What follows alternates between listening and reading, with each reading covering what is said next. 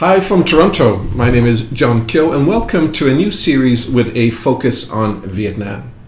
In this series, I'm going to speak with 10 experts about different aspects of living and working in Vietnam. And today, I'm delighted to have with me from Ho Chi Minh City, Thien An Nguyen. Good morning, good afternoon. Hello, John. Hello, everyone. Hello from Vietnam. How are you?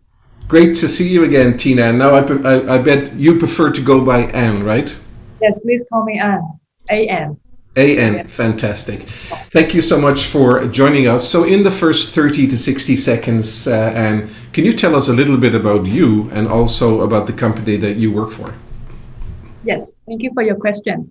My name is An. I was born and raised in Ho Chi Minh or Saigon. People call me Saigonese.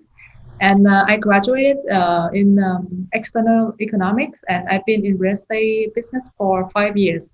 So I'm based in IQI Vietnam. Our branch is in Ho Chi Minh City. So we mainly focus to sell residential projects and provide solution for international and Vietnamese buyers.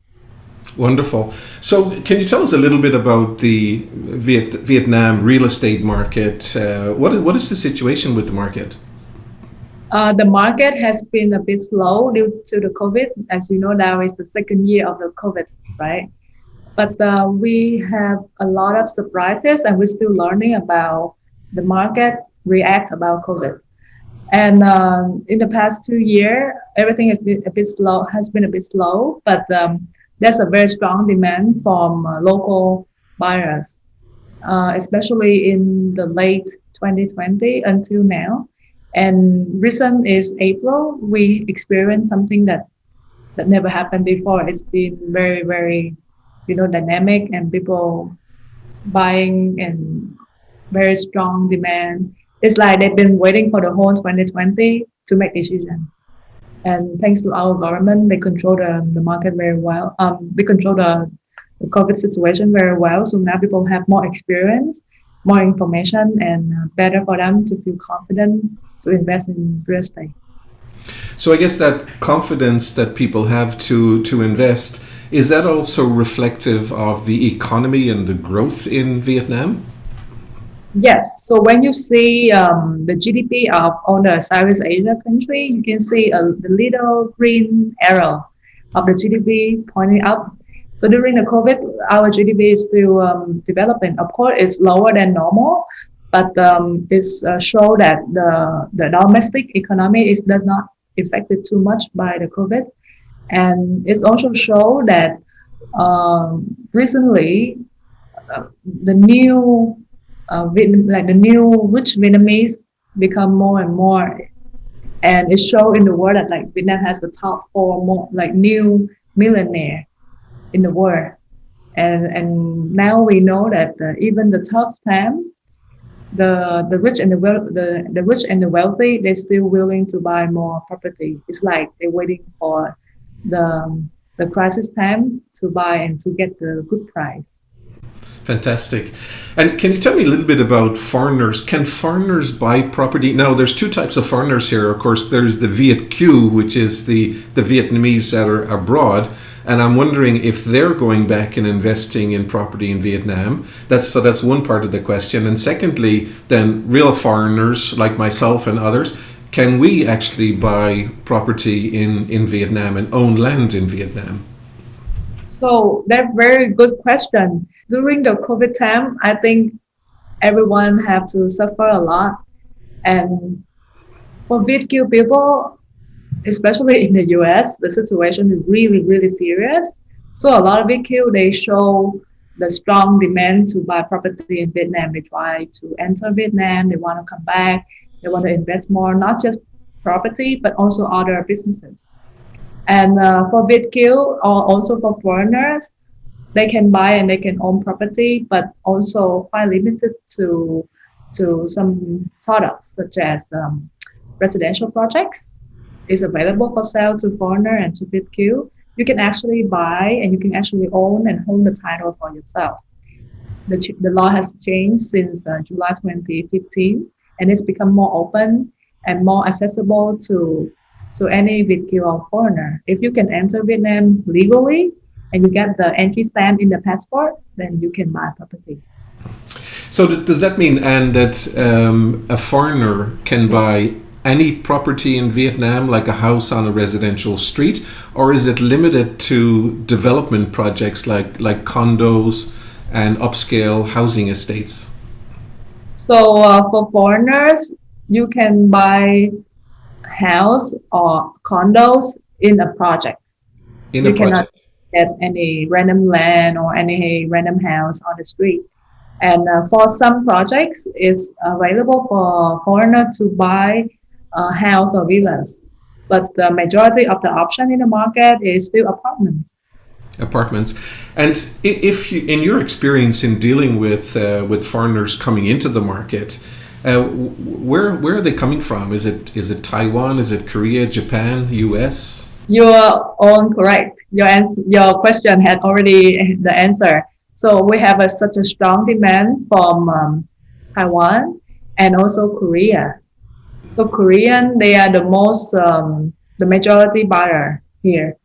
And we also have a very strong demand from Singaporean and Hong Kongese. And after that will be mainland Chinese or Japanese or European. And of course, there are also very strong VQ clients from US, from Australia, from Canada, from Europe, also very interested in the market. Wonderful. I didn't realize that the Koreans were the number one. And of course, when Koreans move to any country, you get a lot of fantastic Korean restaurants as well, right?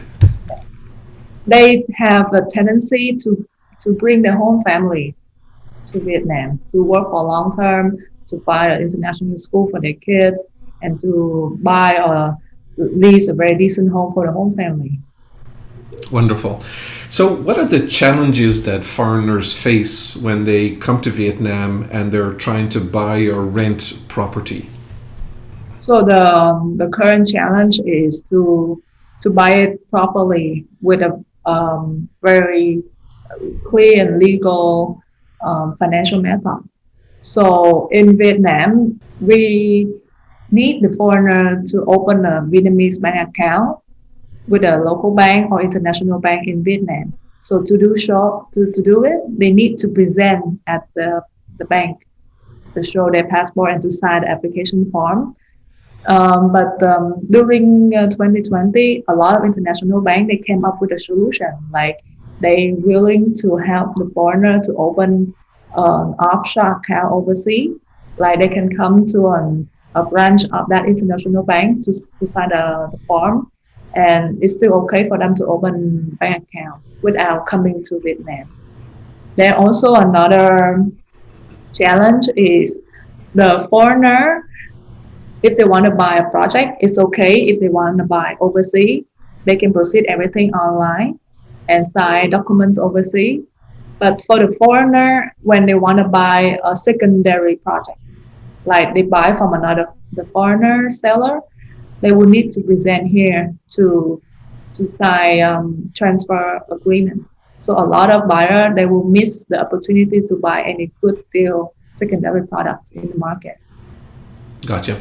Our time goes very, very quickly, and we have about a minute left. And so I do want to ask you, as a young woman, a young professional in Saigon, what is the social life like, and what would your guidance be to other young women coming up and wanting to join the either your profession or another? What kind of guidance would you give young Vietnamese women that are in school or in college right now? So my advice would be like, when we young, we still have time. We should be willing to do the difficult things, accept the challenges and use the time wisely to train yourself best to embrace all the challenges, especially during now. Now is like the golden time to filter and to train yourself to reach to a higher level. Wonderful. Now, you may not remember this, but about 4 years ago, I asked you if you are planning to leave Vietnam. Do you remember what you said to me? I think I remember, but I'm not sure that I remember correctly. I think what you said to me was, John, why would I leave? The country is blossoming. All the action is here. Yeah. Do you remember that? Yes, I do. And finally, what do you love about Ho Chi Minh City? I think I love the people and the culture.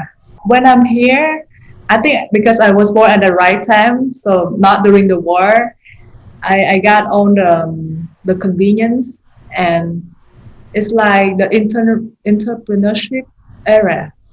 And everyone around me, especially the people like my age or a bit older than me, they always want to do more for the country because it's like an opportunity, like the land of opportunities. We're still missing a lot. We're still not developed. So it's the chance for everyone here to be a pioneer and to create and to help the country and make more values for the home country. That's Wonderful. Thank you why so much.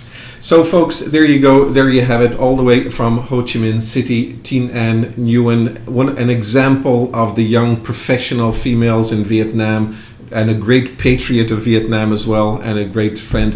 Thien An, thank you so much for spending time with us today. Really appreciate it. Thank you, John. Thank you, everyone, for watching.